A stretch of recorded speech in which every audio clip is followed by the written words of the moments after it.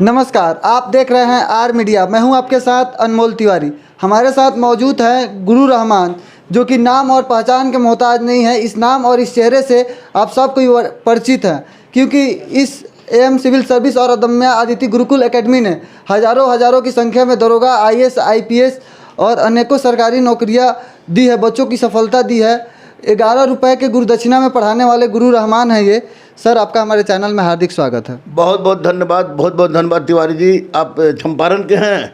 चंपारण की सरजमी पर मैं गया हूँ और चंपारण की सरजमी पर भी हमारे बहुत सारे बच्चे सफल हुए हैं, तो बहुत बहुत धन्यवाद। सर, हम ये जानना चाहेंगे कि ये जो पढ़ाने का जो आपका अंदाज है, तरीका है कि ऐसे as a anchor, as a reporter आप आके क्लास में एंट्री करते हैं, सर इसको लेकर आप क्या कहेंगे? देखिए, पढ़ाना एक कला है और ये कला कहाँ से आया हमको नहीं पता है, लेकिन जब सोचने लगते हैं तो लगता है कि ये बजरंगबली की देन है। जब तक सामने वालों के मन में आप जोश पैदा नहीं कीजिएगा तब तक वो नहीं पढ़ेगा। तो जितने भी बच्चों के पास मैं जाता हूँ और बच्चों को बोलता हूँ कि नमस्ते, नमस्कार, आदाब, जय हिंद, भारत माता की जय, वंदे मातरम, मैं गुरु रहमान, तो बच्चे का मन लगता है कि अब कुछ करने का समय आ गया है। तो ये बजरंगबली का देन है और मुझे खुद नहीं पता कि मैं कहाँ से आया, लेकिन इतना पता है कि अगर पत्थर भी क्लास में रहेगा तो पढ़ना शुरू कर देगा, यह मेरा विश्वास है। और इसके लिए मैं साक्षात पवन पुत्र हनुमान को अपना मानता हूँ कि उन्हीं के कारण ये संभव हो रहा है।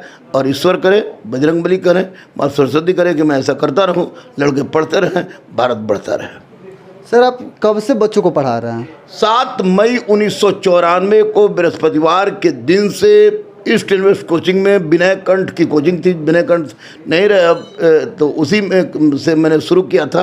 और उसके बाद मैं दिल्ली में भी पढ़ाया, इलाहाबाद में पढ़ाया, अब झारखंड में पढ़ाया। लेकिन बहुत जगह मैंने देखा कि पढ़ाई में मैंने जो महसूस किया कि देखा कि टीचर जो हैं वो दुकानदार हो गए हैं और छात्र खरीदार हो गए हैं। तो वैसी परिस्थिति में पूरी सनातन परंपरा का उल्लंघन हो रहा था। तो उस सनातन परंपरा चूँकि को मैं बहुत असीम विश्वास करता हूँ, मेरे रिसर्च का विषय भी वही है। तो वैसी परिस्थिति में मैंने खुद से अदम्य अदिति गुरुकुल का निर्माण किया। पहले इसका नाम एम सिविल सर्विस था, AIM एम सिविल सर्विसेज, लेकिन मेरी बेटी का नाम अदम्य अदिति है, तो उसी के नाम पर मैंने इसका नाम रख दिया। क्योंकि अभी जब गुरुकुल बन गया तो हमारा छोटा भाई का ये दोस्त का ये मुन्ना है, तो मुन्ना के सहयोग से हम लोग मिल के इसको चला रहे हैं। और चला रहे हैं तो अब है कि अब किसी से रिक्वेस्ट नहीं करना पड़ता है कि ये गरीब है इसको छोड़ दीजिए। अब हम लोग गरीब, अनाथ, असहाय, दिव्यांग, ट्रांसजेंडर हो या शहीद के परिवार का हो या जिनके फादर या भाई जो सेना में हैं, उनसे पैसा नहीं लेते हैं, तो गर्व होती है क्योंकि वो देश के लिए कर रहे हैं, तो हम लोग को भी देश के लिए करना चाहिए। और इसीलिए संस्थान चल रहा है। और आपको मैं बता दूं कि बहुत जल्द जैसी मेरी बायोपिक आ जाएगी, मेरी बायोपिक बन रही है, जैसी ही बायोपिक आ जाएगी उसके बहुत जल्द एक अदम्य अदिति गुरुकुल के नाम से एक गुरुकुल खुलने जा रहा है। आपको उसके लिए ज़मीन भी एक्वायर कराने की बात की है माननीय प्रधानमंत्री। चूँकि मैं कोरोना वैक्सीन का ट्रायल लेने वाला विश्व का प्रथम सो-कॉल्ड मुस्लिम हूँ और भारत का कोवैक्सीन का सबसे पहला व्यक्ति हूँ, तो उसके कारण माननीय प्रधानमंत्री ने भी फ़ोन किया था और मेरी इच्छा पूछी, जानना चाहिए थी उन्होंने। तो मैंने गुरुकुल के बारे में बताया तो उन्होंने ज़मीन का आश्वासन दिया है। और हमारे बायोपिक जो बना रहे हैं उसके डायरेक्टर और प्रोड्यूसर लोगों ने भी कहा है कि हम लोग जितना मदद होगा करेंगे। और नहीं तो मेरे इतने बच्चे सफल हुए हैं कि मैं उन सबसे भिक्षावृत्ति के रूप में गुरु होके घूमूंगा मैं मुन्ना, तो मेरा गुरुकुल बन जाएगा और सब लोग पढ़ेगा, सब लोग बढ़ेगा और भारत विश्व गुरु के दर्जा को फिर से प्राप्त करेगा। सर, आपका एक स्लोगन है कि उड़ता वही है जो फड़फड़ाता है, लेकिन हमारे भोजपुरी में कहावत है कि जो फड़फड़ाता है वो कुछ नहीं कर पाता है। इसको लेके आप क्या कहेंगे? देखो, भोजपुरी में जो कहावत बा कि जो फड़फड़ा वो कुछ ना करी, वो गलत कहावत बा। जब तक कोई फड़फड़ाई ना तब तक उड़ी ना। स्पष्ट रूप से भोजपुरी में एक भोजपुरी में तो इहो कहावत बा कि लटकले तो गले बेटा। तो जब फड़फड़ेबे न करब तो बिना फड़फड़ाए लोग बाप नहीं के बन सकत। बाप बनी बिना फड़फड़ैले, मुंह बंद करके मुंह खोल के सुतल लगे, भगवान हमारा मुंह में कुछ डाल दे तो चिड़िया का पैखाना छोड़ के दूसरा कुछ ना मिली। तो उड़ता वही है जो फड़फड़ाता है। इसका मतलब कि जो कर्म करता है वो सफल होता है। अब श्रीमद् भगवत गीता का है कर्माधिकार अस्ते मां फले जना जो वर्ड है वो क्या है? बजरंग बली ने जो कार्य किया, क्या उड़ता हुआ ये फड़फड़ाता हुआ कार्य नहीं है? पुरुषोत्तम श्री राम ने अगर रावण रूपी राक्षस का वध किया तो क्या वो घर में सुत के बेड पर किया? बेड पर सुत को उन्होंने किया? बिल्कुल गलत बात है। भोजपुरी की कहावत को, मैं भी प्योर भोजपुरवासी हूँ, आपको मैं बता दूँ कि उड़ता वही है जो फड़फड़ाता है। पूरी तरह से प्रासंगिक है, प्रासंगिक है, क्योंकि जब तक फड़फड़ाओगे नहीं तब तक उड़ोगे नहीं। ये सच है, सच है, सच है। कुछ करने के लिए उठना पड़ेगा, कुछ करने के लिए फड़फड़ाना पड़ेगा, तो फड़फड़ाइए। सर आप हर इंटरव्यू में बताते हैं कि आपका स्ट्रगल लाइफ काफ़ी कठिन रहा, तो हम जानना चाहेंगे, सबके सफलता के पीछे किसी न किसी का हाथ होता है, तो सर आपके सफलता के पीछे किसका हाथ है? देखिए, आप तो सोचते हो कि मैं बोलूँगा कि मेरी सफलता के पीछे मेरी पत्नी का हाथ है, तो पत्नी उतनी का हाथ नहीं है। मेरे सफलता के पीछे वो हालात, और हालात के क्रम में मेरा फड़फड़ाना और अपने आप को उससे टकराना ही मेरे सफलता का हाथ है। निस्संदेह मेरी पत्नी ने बहुत बड़ा योगदान दिया है, लेकिन उस योगदान उस समय दिया है जब मैं काम कर रहा था। जैसे पोस्टर साट रहा था, रात रात भर पोस्टर साट रहा था, तो उस वक्त पत्नी ने सपोर्ट किया। पेपर बांट रहा था तो 4 बजे 3:30 बजे हमको उठा दिया गया कि जाइए पेपर, जाइए आपका काम हो गया है। हालांकि मेरी पत्नी बहुत बड़े परिवार से है, मैं भी ठीक ठाक परिवार से हूँ, तो ये सब करने में मेरा यह कहावत आपकी जो आप बोल रहे थे कि भोजपुरी में है कि जो ज़्यादा फड़फड़ी तो ही हो जाए, तो गड़बड़ा जाए, तो वो फड़फड़ाना ही मेरे सफलता का कारण बना।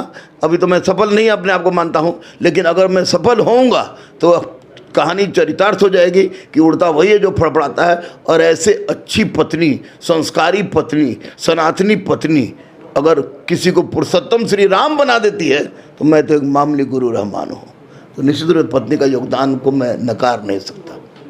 सर आपने अंतर्धर्म शादी किया है, इसको लेके आप क्या कहेंगे, जिसको लेके आप काफ़ी विवादों में भी रहते हैं, और लोग ये भी कहते हैं कि आप हिंदू मुस्लिम की भी बात करते हैं, आप मुस्लिम होकर और हिंदू धर्म की बात करते हैं, जिसको लेके आप पे कई बार विवाद भी हो चुका है? सर यार, ये विवाद जो करने वाले वो जाहिल हैं।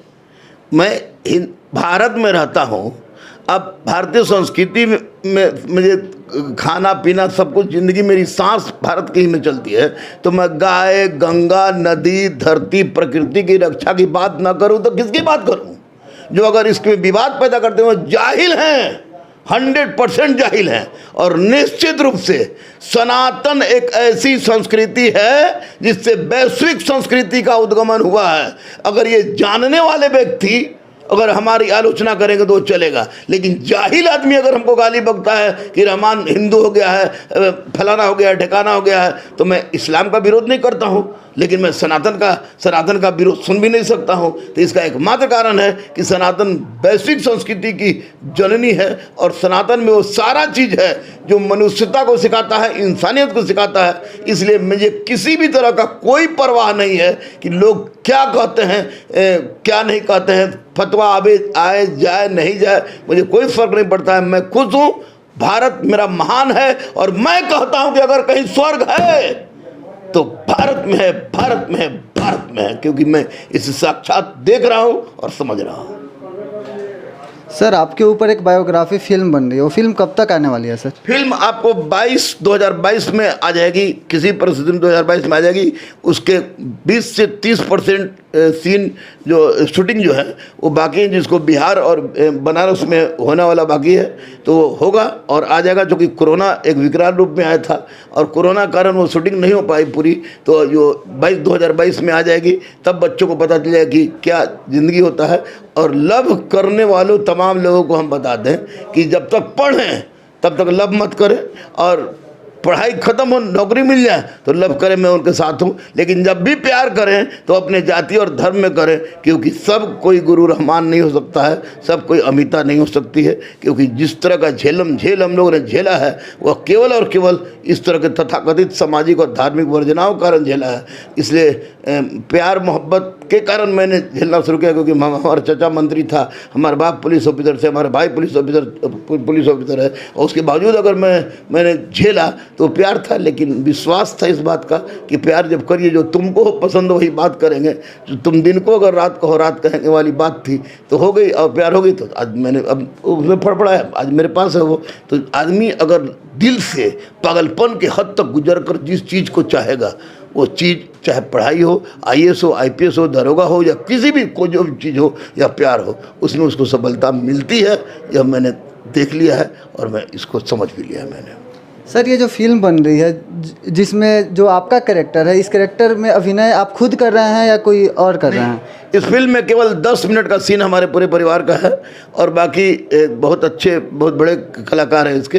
हीरो हीरोइन हमारे पिताजी का रोल, मेरी पत्नी का रोल, मेरे पति का रोल, मेरे पत्नी के पिताजी का रोल, हमारे भाइयों का जो हम विलन के रूप में वास्तव में है, उन लोगों का रोल, पत्नी के भाइयों का रोल जो कि वो लोग भी विलन के रूप में है, वो सब लोग एक्टर ही कर रहा है। केवल 10 मिनट का रोल है, कहीं कहीं बीच बीच में आकर, क्योंकि कुछ बातें ऐसी मेरे पता नहीं बजरंगबली ने क्या हमको दे रखा है, जैसे कि मेरा बजरंगबली को मैं नहीं कह सकता।